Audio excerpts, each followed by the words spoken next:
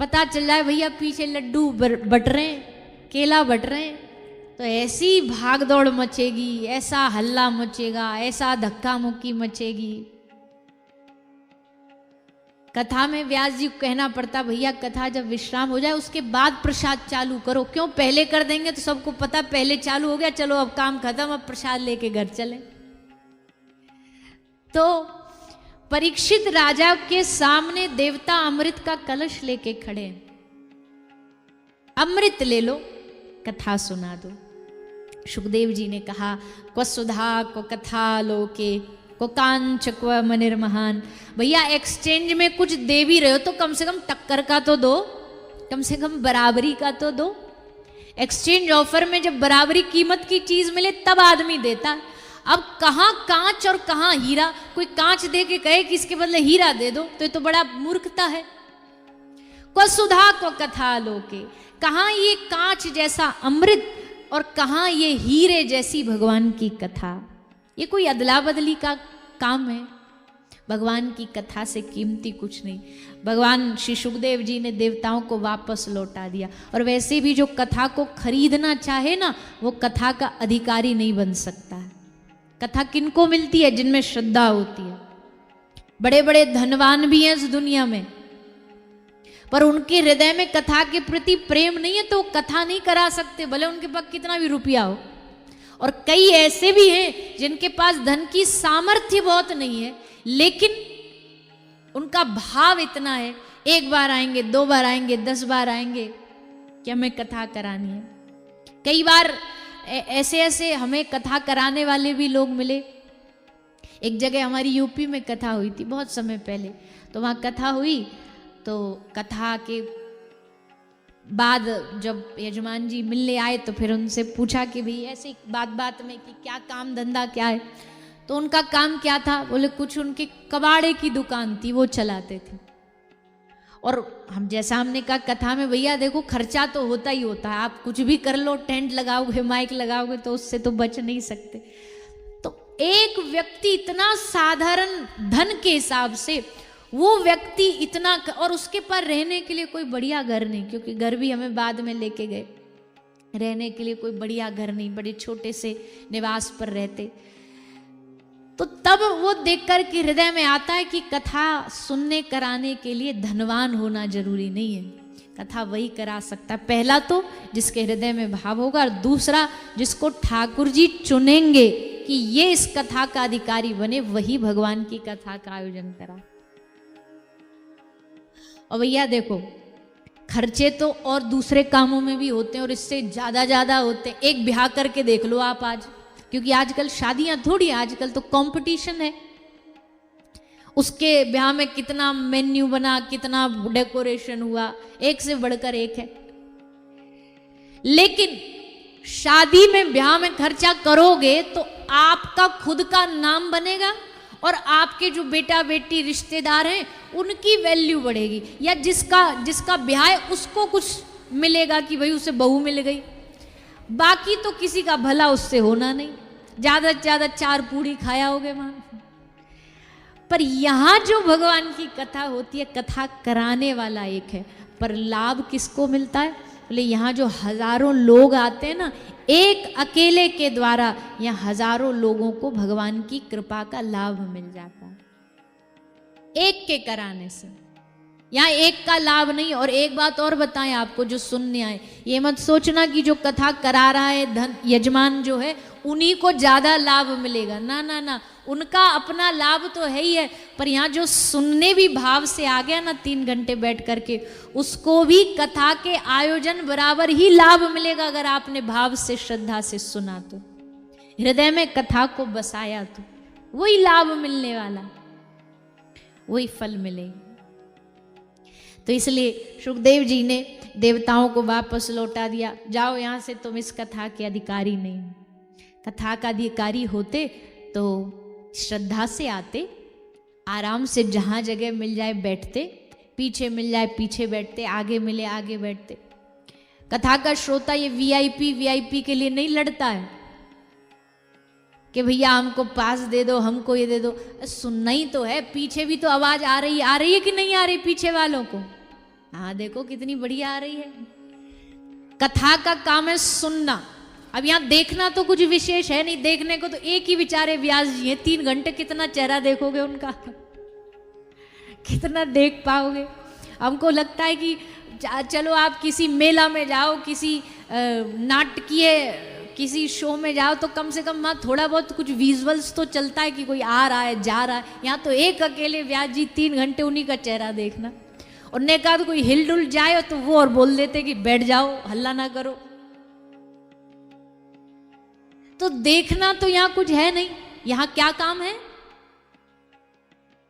बोलिए ना।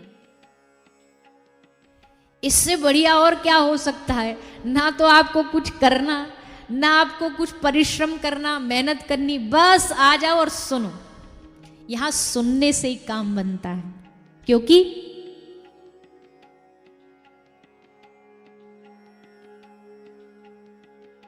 तब कथामृतम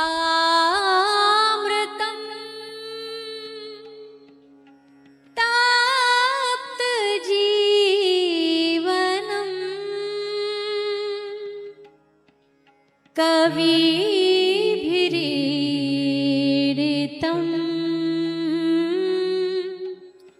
कल्मषापहम्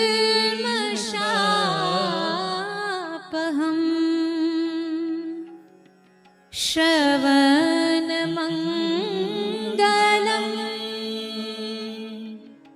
श्रीमदाततं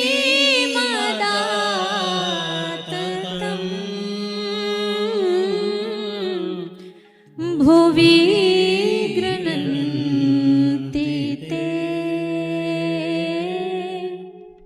भूरिदा जना।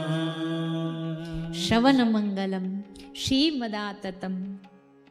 सुनने से मंगल हो जाए ऐसा दुनिया में कोई और मार्ग आपको मिलेगा नहीं। सब जगह मेहनत करनी पड़ती है। आपको एक थाली प्लेट भर के रोटी भी खानी है ना, तो उसमें भी कितनी मेहनत है। रोटी, आटा लाओ, सिलेंडर लाओ, गैस, अब गैस का वैसे ही बड़ा झंझट चल रहा है। हम तो 20-25 दिन जब बाहर थे तो खबरों में ही सुनते थे भैया गैस खत्म हो गई, किल्लत हो गई। हमने कहा चलो कम से कम 20 दिन बाहर है, रोटी तो मिल जाएगी। खैर भूखा तो कोई नहीं मरता, पर अब सिलेंडर लाओ, सिलेंडर मिल रहा है 1 का 10 में, ब्लैक मेल में मिल रहा है।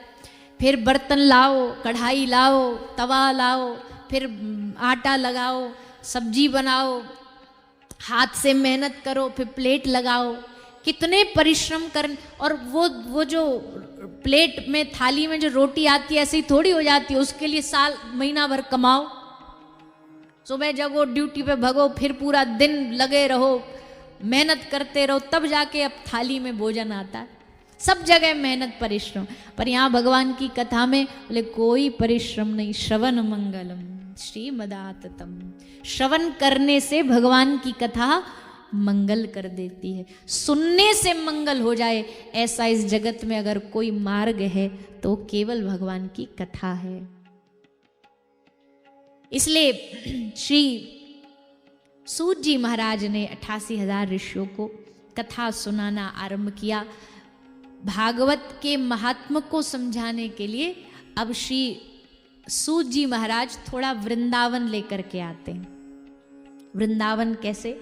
वृंदावन की भूमि थी और उस वृंदावन की भूमि में यमुना का किनारा और उस किनारे पर भक्ति देवी विराजमान। वृंदावन में तो ऐसी कोई जगह है ही नहीं भैया जहां भक्ति ना हो। वृंदावन का कोना कोना भक्ति से भरा हुआ है।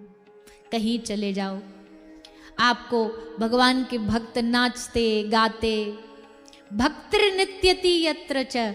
इस संपूर्ण ब्रह्मांड में वृंदावन ही एक अकेली धरती है जहां पर भक्ति भी आपको नाचती हुई मिलेगी। कोई बोले भक्ति नाचती, हमने तो कभी देखी नहीं वृंदावन। बोले वो जो भगवान के भक्त नाचते फिरते मिलते ना आपको, कोई कहीं नाच रहा है, कोई कहीं नाच रहा है, वो एक रूप में भक्ति नाच रही है जगह जगह। अलग अलग भक्ति के वृंदावन में रूप हैं। ब्रज की धरती पर अलग अलग भक्ति के रूप हैं। ऐसी वृंदावन की भूमि श्री मीराबाई सा कहती हैं, कैसा वृंदावन? लागे वृंदावन नीको आली मने, लागे वृंदावन नीको, लागे वृंदावन नीको आली मने, लागे वृंदावन नीको। वृंदावन की पहचान क्या है? आजकल बन गई है वृंदावन की पहचान, बोले जहां बहुत भीड़ हो, जहां बहुत टमटम चलते हो, बहुत गाड़ियां चलती हो, बहुत लोग खड़े हों। पर उस समय के वृंदावन की पहचान मीराबाई सा कहती है, घर घर तुलसी ठाकुर सेवा, घर घर तुलसी ठाकुर सेवा, घर घर तुलसी ठाकुर सेवा, घर घर तुलसी ठाकुर सेवा, दर्शन गोविंद जी को आली मने, लागे वृंदावन नीको, लागे वृंदावन नीको आली मने। भैया वृंदावन की पहचान, वृंदा किसका नाम है? तुलसी जी का। तो वृंदावन का मतलब ये है जहां घनघोर तुलसी के वन हुआ करते थे चारों तरफ। वृंदावन में कोई बिल्डिंगें नहीं होती थी, कोई सड़कें नहीं होती थी। हमारी तो ज्यादा उम्र नहीं है, लेकिन अपनी आंखों में वृंदावन को इतना बदलते देखा। एक समय जब वृंदावन में पूरी चारों तरफ कच्ची कच्ची सड़कें सब होता था, उस समय का वृंदावन सोचो कितना अद्भुत होगा जब मीराबाई वृंदावन में आई। घर घर तुलसी। और एक बात और कहें कि अगर श्री वृंदा महारानी, तुलसी महारानी आपके घर में विराजमान है ना, अच्छे रूप में, घने रूप में, तो समझ लेना कि श्री वृंदावन धाम चल के आपके घर ही में आ गया है। ये वृंदावन की पहचान है। तुलसी महारानी ने उस वृंदावन के वास के लिए 60,000 वर्ष तक तप किया है। हमारी जीवन की पहली कथा हमने उसी जगह करी थी। तपोवन एक स्थान है, चीरघाट वृंदावन के पास में ही है। वह वृंदा देवी ने 60,000 वर्ष तक तप किया था, तब जाके वो श्री वृंदावन बना। तो मीराबाई सा जब वृंदावन में आई तो उन्होंने देखा वृंदावन कैसा है। तुलसी। वृंदावन की दूसरी पहचान गैया, गौ माता। कैसे पता लगता? बोले जब गैयाओं के गलों की घंटी की आवाज सुनने मिल जाए तो समझ लो श्री कृष्ण आ चुके हैं। गोपी समझ जाती, सावधान। शाम अपनी अपनी जगह का भोजन प्रसिद्ध होता है, वहां से उस जगह की पहचान होती है। तो वृंदावन के भोजन में क्या है? दूध, दही, माखन, मिश्री, ये वृंदावन का भोजन है। मीरा के प्रभु गिरधर नागर। वृंदावन की भूमि, यमुना का तट और देवी भक्ति विराजमान। और नारद जी वहीं से गुजर के जा रहे हैं यमुना के तट पे। और नारद जी की स्मृति में क्या चल रहा है? देखो वृंदावन की कृपा क्या है। वृंदावन की कृपा असल ये है कि जब आप उस भूमि में पांव रखो ना, तो चरण रखते ही अपने आप आपके कोई दिमाग का बटन दबे और सीधा आपको उस द्वापर युग में जो कृष्ण लीलाएं घटित हुई वो चलने लग जाए दिमाग में। ओहो, यहीं पर ठाकुर जी के चरण पड़े होंगे, अच्छा यहीं ठाकुर जी ने माखन चुराया होगा, ये ठाकुर जी की रासस्थली रही होगी, वो सब लीला आपके दिमाग में चलने लगे। बाहर की भीड़ सब नजरअंदाज हो जाए, सब ब्लर हो जाए और केवल ठाकुर जी की लीलाओं की स्मृति चालू हो जाए तो समझ लेना अब आप असली वृंदावन में पहुंच गए, आपको असल वृंदावन का अनुभव हो गया। वहां गए नारद जी, मन में स्मृतियां चल रही, ये मेरे प्राण प्रिय ठाकुर जी का वृंदावन है। यमुना के तट पे ठाकुर जी कैसे कालिया का दमन किया, कैसे लीला करी, ऐसे सब चिंतन करते करते नारद जी जा रहे थे। तभी पीछे से आवाज आई, भो भो साधो क्षणम तिष्ठ मच्चिंतामपि नाशय दर्शनम तव लोकस्य सर्वथा घरम परम। भक्ति देवी ने आवाज लगा के नारद जी को रुकने के लिए प्रार्थना करी। नारद जी रुक गए। भक्ति देवी के 2 पुत्र ज्ञान वैराग मूर्छित उनकी गोदी में पड़े हैं। भक्ति देवी ने निवेदन किया, संतों के पास सब उपाय होता है, समाधान होता है, महाराज हमारे इन दोनों बालकों का कल्याण करो। नारद जी ने उनके कल्याण के कई साधन किए पर सब विफल हो गए। अंत में आकाशवाणी ने कहा सत्कर्म किया जाए जिससे इन दोनों की मूर्छा दूर हो जाएगी। अब सत्कर्म की खोज में निकले नारद जी, बद्रीनाथ पहुंचे, बद्री विशाल पहुंचे। सनकादि ऋषि से मिलन हुआ और सनकादि ऋषि ने बताया श्रीमद् भागवतालाप शतुगीत शुकादि भी, भागवत कथा सबसे बड़ा सत्कार्य है, सत्कर्म है, इसका आयोजन कराया जाए। गंगा के तट पर कथा का आयोजन हुआ और कथा के विश्राम में भक्ति सुतौ तौ तरनो गृहीत्वा प्रेमेक रूपा सहसा विराशी।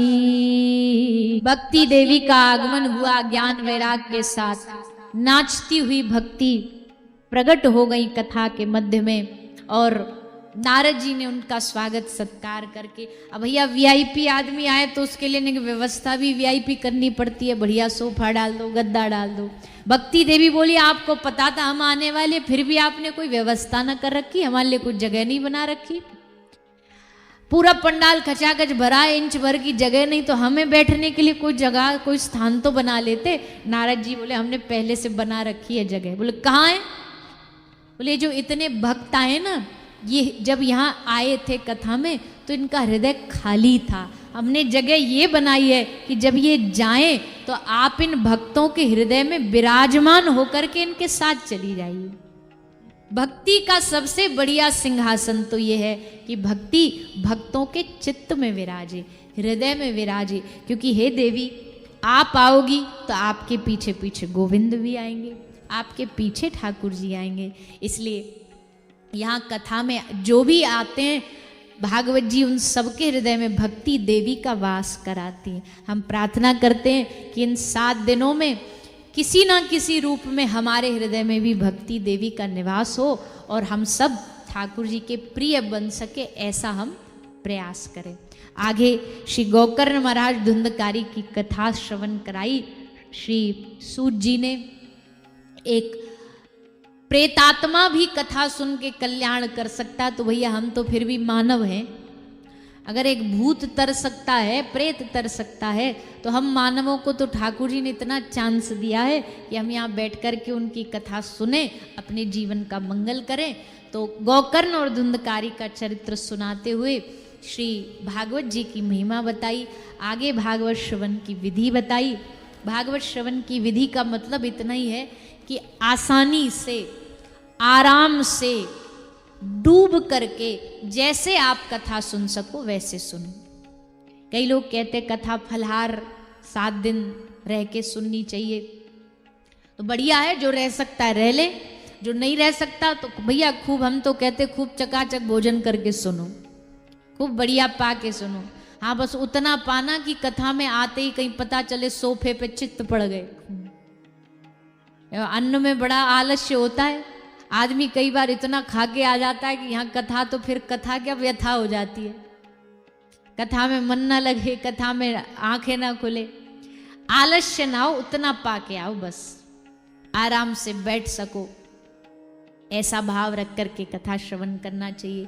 श्रद्धा से आओ, प्रेम से आओ और बैठ करके यहाँ सदा सेव्या श्रीमद् भागवती कथा यस्य श्रवण मात्रेन हरिश्चित्तम समाश्रित, भगवान हमारे हृदय में विराजमान हो जाएं।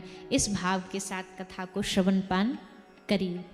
आज कथा का पहला दिन, प्रथम दिन आप सब लोग, हम भी आज घर से आए तो हम तो खैर टाइम पे ही आ गए थे, पर पहले दिन थोड़ा सा हो ही जाता है, सब लोग व्यवस्था बनाते हैं, आते हैं, सबके आने का समय भी, लोग भी तो आजकल बड़े चतुर हैं, फोन में मोबाइल में देख लेते व्यास जी आए कि नहीं आए। अभी जब व्यास जी प्रकट हो जाते तब ये प्रकट होते हैं। पहले व्यास जी का, पहले के श्रोता पहले आते थे, पहले आ जाएं और फिर व्यास जी आते थे, पर नहीं, नोएडा वाले तो अच्छे, ये पहले ही आएंगे। अब भैया मक्खन तो लगाना पड़ेगा ना। खैर ये सब आनंद का विषय, पर आप सब समय पर आएंगे तो समय पर कथा का हम आरंभ करेंगे, समय पर विश्राम करेंगे। गर्मी भी बहुत पड़ रही है तो ज़्यादा जल्दी भी, इसलिए कथा का समय 4 से 7 रखा कि थोड़ा न और छाया सी हो जाए, तब कथा आरंभ हो और आप सब लोग कथा का आनंद लेके फिर अपने घर आराम से आनंद पूर्वक जा सकें। तो समय का सब लोग ध्यान रखेंगे और कल पुनः उपस्थित होके कल की इस कथा सत्र में भागवत के प्रथम स्कंद से कथा को आरंभ करते हुए आगे बढ़ाएंगे, भागवत जी का मंगलाचरण करेंगे। आइए आज के इस पावन कथा के प्रथम दिन के सत्र को विराम की ओर हम बढ़ाएं। उससे पहले 2 मिनट हरिनाम संकीर्तन सब लोग भाव और श्रद्धा से गाएंगे और उसके बाद कथा का विश्राम करें। हरे कृष्णा